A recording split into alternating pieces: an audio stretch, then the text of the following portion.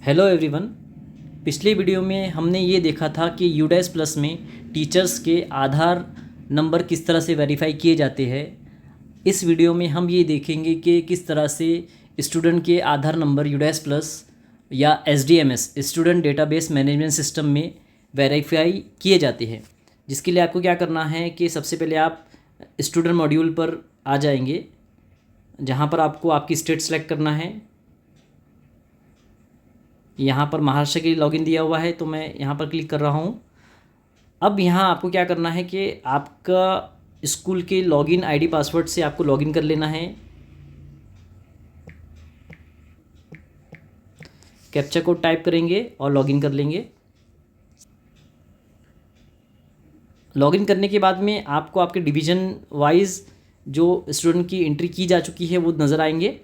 यहाँ पर देखिए कि राइट साइड में top of the right 5 option दिखाई दे रहे हैं। सबसे पहला है school management section management, second है upload data via Excel, third one is list of all students, fourth one is reporting module and fifth one is school profile.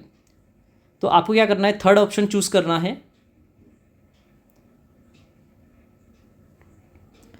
List of all student.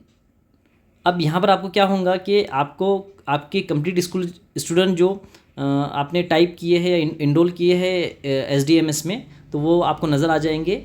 अब आपको यहाँ क्या करना है कि देखिए ऊपर के जो 4-5 स्टूडेंट हैं मैंने उसके आधार वेरीफाई कर चुका हूँ।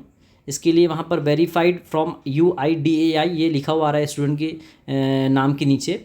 अब यहाँ पर देखिए कि ब्लू लाइन में आपको दिखाई दे रहा है वैलिडेट आधार फॉर नेम।